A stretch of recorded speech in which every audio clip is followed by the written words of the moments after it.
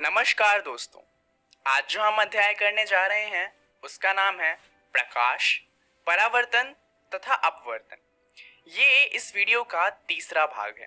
तो चलिए शुरुआत करते हैं ये जानते हुए कि इस वीडियो में हम जानेंगे क्या क्या। तो इस वीडियो में हम बात करने वाले हैं कि गोलीय दर्पणों का उपयोग क्या होता है, उसके बारे में हम जानेंगे, कुछ चिन्ह परिपाटी के बारे में, और उसके बाद हम जानेंगे दर्पण सूत्र तथा आवर्धन के बारे में। तो शुरुआत करनी है हमें ये जानते हुए कि गोलीय दर्पणों का उपयोग क्या है। परंतु इसके बारे में जानने से पहले जरा हम ये जान लेते हैं कि गोलीय दर्पणों से आखिर जो प्रतिबिंब बनते हैं वो किस तरीके से बनते हैं। तो सबसे पहले हम अवतल दर्पणों की बात करते हैं। इसके बारे में हम पिछली वीडियो जो थी उसमें भी बात कर चुके हैं और वहां पे तो हमने रेखाखंड का इस्तेमाल करके प्रतिबिंब बनाए भी थे। तो जल्दी से एक बार देख लेते हैं कि यहाँ पर जो हमारा प्रतिबिंब है उसके साइज पे क्या इफेक्ट आ रहा है। तो अगर हम देखें तो अनंत पर जब हमने वस्तु रखी थी तो बिंदु साइज का बना था। जब हमने इसे थोड़ा और पास लाया था तो जो हमारा प्रतिबिंब का आकार था वो थोड़ा छोटा हो गया। सी पर लाने पर इसका आकार समान साइज का हो गया था। जब इसे हम सी और एफ के बीच में लेके आए थे तो साइज बड़ा हो गया था, और एफ पर लाने पर तो ये अनंत पर बनता है, मतलब बहुत बड़ा। तो हम ये देख सकते हैं कि जैसे जैसे हम वस्तु को पास में ला रहे थे, अवतल दर्पण में क्या हो रहा था कि प्रतिबिंब का आकार बड़ा हो रहा था। वहीं पे अगर हम उत्तल दर्पण की बात करें तो उत्तल दर्पण में क्या होता है कि अनंत पर रखने पर जो हमारा प्रतिबिंब होता है वो बिंदु आकार का बनता है, और अगर हम उसे P और अनंत के बीच में रखें तब हमारे प्रतिबिंब का साइज होता है छोटा। तो यानी कि उत्तल दर्पणों का उपयोग सिर्फ ऐसी जगहों पर किया जा सकता है जहां पर हमें बिंब से छोटे आकार का प्रतिबिंब चाहिए। चलिए एक बार देख लेते हैं कि गोलीय दर्पण होते किस प्रकार के हैं। हम जानते हैं कि ये दो प्रकार के होते हैं, एक होता है अवतल दर्पण और दूसरा होता है उत्तल दर्पण। अब यहाँ पर आप कंफ्यूज नहीं होइएगा, अवतल दर्पण अंदर की तरफ मुड़ा हुआ होता है और उत्तल दर्पण बाहर की तरफ। ये बात हमेशा ध्यान में रखिएगा। अब शुरुआत करते हैं अवतल दर्पण के उपयोग को समझते हुए। अब हम जानते हैं कि अगर हम अवतल दर्पण के फोकस से अगर हम लाइट को पास करेंगे तो क्या होगा कि जो प्रकाश की किरण होगी वो जो हमारा मुख्य अक्ष है उसके समांतर जाएगी।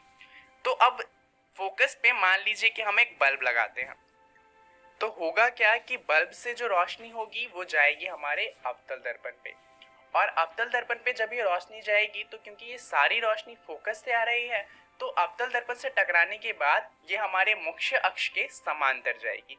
तो इससे क्या होगा कि जितनी भी रोशनी होगी एक पतली सी रेखा बनाते हुए आगे की तरफ जाएगी।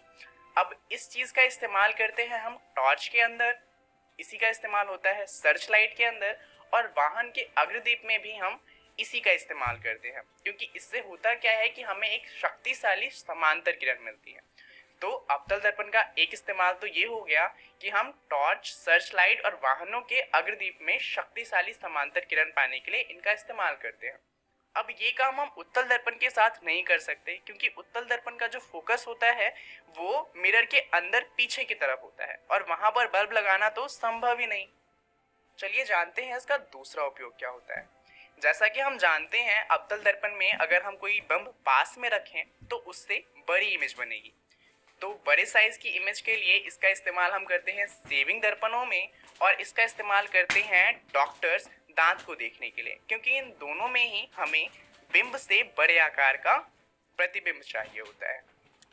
जो हमारा अवतल दर्पण होता है उसका तीसरा उपयोग है सौर भट्टियों में, क्योंकि जैसा कि हमने पहले केस में देखा कि क्या हो रहा था, जब हम फोकस पे कुछ रखते थे तो सारी की सारी किरणें समांतर जाती थी। अब अगर कोई किरण समांतर आ रही होगी तो वो भी फोकस पे आएगी। अब सौर भट्टियों में क्या होता है कि हमें सौर ऊर्जा को एक जगह पर फोकस करना होता है। अब सूर्य तो हमसे अनंत जितना दूर ही समझ लीजिए, तो सूर्य की जितने भी किरणें अवतल दर्पण पे पड़ेंगी वो लगभग हमारे मुख्य अक्ष के समांतर ही होगी। तो इससे क्या होगा कि सारी की सारी रोशनी को एक ही जगह पर फोकस किया जा सकता है, और इसीलिए सौर भट्टियों में अवतल दर्पण का इस्तेमाल होता है। तो आपको ये समझ आ गया होगा। चलिए अब जानते हैं कि उत्तल दर्पणों का उपयोग कहाँ पर होता है। उत्तल दर्पणों का उपयोग हम करते हैं पश्य दृश्य विंग दर्पणों के रूप में, यानी कि जो हमारी कार होती है उसके रियर व्यू मिरर, या फिर ये कह लीजिए कि पीछे से जो हम देखते हैं कि कौन सी गाड़ी आ रही है और कौन सी नहीं, उसके रूप में किया जाता है। अब यहाँ पर देखिए कि बात क्या है कि हमारे पास जगह छोटी सी है, क्योंकि हम बहुत बड़े बड़े पश्चिदृश्य दर्पण नहीं लगा सकते, परंतु हमें पीछे का बहुत बड़ा इलाका उस दर्पण के अंदर देखना है। यानी कि इलाका तो बड़ा है, परंतु हमें उसका प्रतिबिंब कैसा चाहिए? छोटा। और उत्तल दर्पण की यही खासियत है कि वो बिंब का आकार जो होता है उससे छोटा प्रतिबिंब बनाता है, और इसीलिए इसे पश्चिदृश्य दर्पणों के रूप में इस्तेमाल किया जाता है। अब ये तो खत्म हुआ, अब हमें जानना है चिन्ह परिपाटी के बारे में। तो यहाँ पर हम ये जानेंगे कि जो हमारा मिरर है, यानी कि जो हमारा दर्पण है, उससे कोई चीज अगर कितनी दूरी पे रखी गई हो तो उसे नापने के लिए हम किस तरह का चिन्ह लगाएंगे। अब ये जानना इसलिए जरूरी होता है क्योंकि इस अध्याय से जितने भी सवाल आते हैं वो ज्यादातर न्यूमेरिकल्स होते हैं, और उसको सरल करने के लिए हमें चिन्ह परिपाटी जानना जरूरी हो जाता है। तो ये हमारा दर्पण है, ये उत्तल दर्पण या अवतल दर्पण दोनों में समान ही होते हैं। ये है मुख्य अक्ष और ये है हमारा ध्रुव। अब ध्रुव की खासियत ये है कि हम अगर किसी भी चीज की दूरी नापेंगे दर्पण से तो वो मुख्य अक्ष से ही नापी जाएगी। अब अगर कोई भी चीज बाईं तरफ है तो वहां पर हम नेगेटिव का साइन लगाएंगे, और कोई चीज अगर दाईं तरफ है तो उस पे पॉजिटिव का साइन लगेगा। इसी तरीके से कोई चीज अगर नीचे की तरफ है तो उस पे नेगेटिव का साइन लगेगा, और कोई सी चीज ऊपर की तरफ है तो उस पे पॉजिटिव का साइन लगेगा। चिन्ह परिपाटी के अंदर आपको बस ये 4 चीजें ही याद रखनी है कि किस तरफ किस तरह का साइन लगेगा, और ये बात ध्यान में रखना है कि जितनी भी दूरी आप नापेंगे वो सारी की सारी ध्रुव से नापी जाएगी। चलिए अब जानते हैं दर्पण सूत्र और आवर्धन के बारे में। अगर हम दर्पण सूत्र की बात करें तो दर्पण सूत्र होता है 1/v प्लस में 1/u बराबर में 1/f। यहाँ पर v का मतलब होता है प्रतिबिंब कितनी दूर है, u का मतलब होता है कि बिंब कितनी दूर है, और f हमारी फोकस दूरी होती है। चलिए एक बार देख लेते हैं कि दर्पण में इन दूरी को किस तरीके से नापना है। तो ये है हमारा दर्पण और ये है हमारा मुख्य अक्ष। अब यहाँ पर एक फोकस होगा और एक होगा हमारा वक्रता केंद्र, और ये है हमारा ध्रुव जहाँ से हमें सारी दूरी नापनी है। अब मान लीजिए कि ये है हमारा बिंब, तो इसकी दूरी हम नापेंगे ध्रुव से और इसे हम u का नाम देंगे। ये है हमारा प्रतिबिंब, मान लीजिए कि c और f के बीच में हमारा प्रतिबिंब बनता है, तो इसकी दूरी जो हम नापेंगे वो भी नापेंगे ध्रुव से और इसे नाम देंगे v का।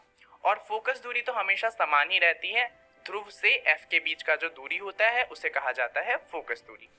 तो इस तरीके से आपको जितनी भी दूरी है वो नापनी है। चलिए अब देखते हैं कि आवर्धन क्या होता है। आवर्धन को हम m से डिनोट करते हैं। अब आवर्धन के बारे में बात करने से पहले बात करते हैं इस मैग्नीफाइंग ग्लास की। अब इसका इस्तेमाल हम बचपन में करते थे किसी भी चीज को बड़ा करके देखने के लिए। आवर्धन भी कुछ कुछ ऐसा ही होता है। दरअसल आवर्धन का मतलब होता है कि जो हमारा बिंब है उसके कंपेयर में जो हमारा प्रतिबिंब है वो कितना ज्यादा बड़ा है या फिर कितना ज्यादा छोटा है। तो अगर हम आवर्धन की डेफिनेशन की बात करें तो वो है गोलीय दर्पणों द्वारा उत्पन्न आवर्धन वह अपेक्षिक विस्तार है जिससे ज्ञात होता है कि कोई प्रतिबिंब बिंब की अपेक्षा कितना गुना आवर्धित है। अब जरूरी नहीं है कि जो हमारा प्रतिबिंब है वो बड़ा ही हो, क्योंकि वो छोटा भी हो सकता है।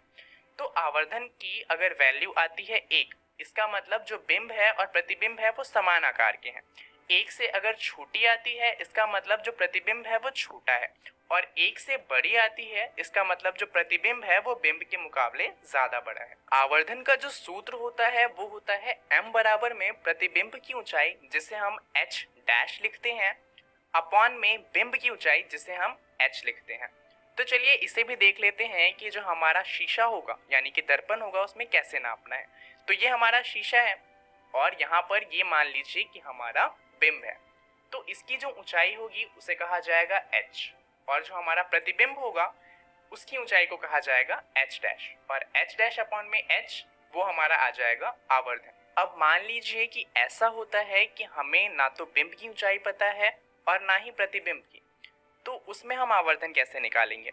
दरअसल आवर्धन जो होता है वो बिंब की दूरी और प्रतिबिंब की दूरी पर भी निर्भर करता है। तो अगर बिंब की दूरी जो कि u होती है और प्रतिबिंब की दूरी जिसे हम b कहते हैं, तो उस केस में जो हमारा m होगा वो बराबर होगा h डैश अपॉन h, जो कि तो होता ही है, और ये माइनस v अपॉन u के भी बराबर होगा।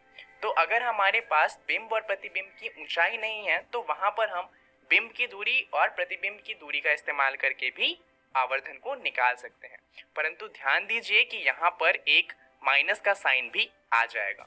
अब अगर आपका जो आवर्धन है वो नेगेटिव आता है तो इसका मतलब ये है कि जो प्रतिबिंब बनेगा वो वास्तविक बनेगा, यानी कि जिस तरफ हमारा शीशा है या दर्पण है उसी तरफ हमारी प्रतिबिंब भी बनेगी।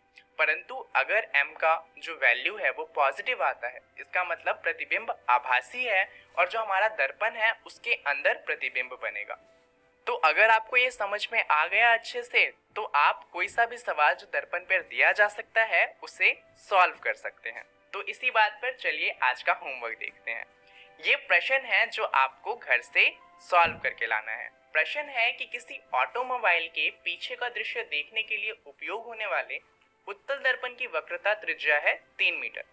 यदि एक बस इस दर्पण से 5 मीटर की दूरी पर स्थित है तो प्रतिबिंब की स्थिति, प्रकृति तथा साइज आपको बतानी है।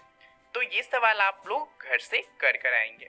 इसका उत्तर है कि प्रतिबिंब आभासी होगा, सीधा होगा तथा साइज में बिंब से छोटा होगा 0.23 गुना।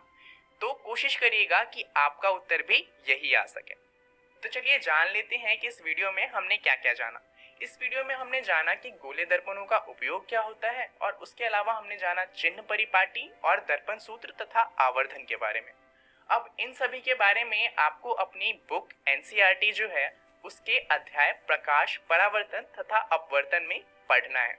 इसके अलावा अगली वीडियो में हम बात करेंगे अपवर्तन तथा अपवर्तनांक के बारे में। तो आप लोग इसके बारे में भी पढ़कर आइएगा। इस वीडियो के लिए इतना ही। धन्यवाद।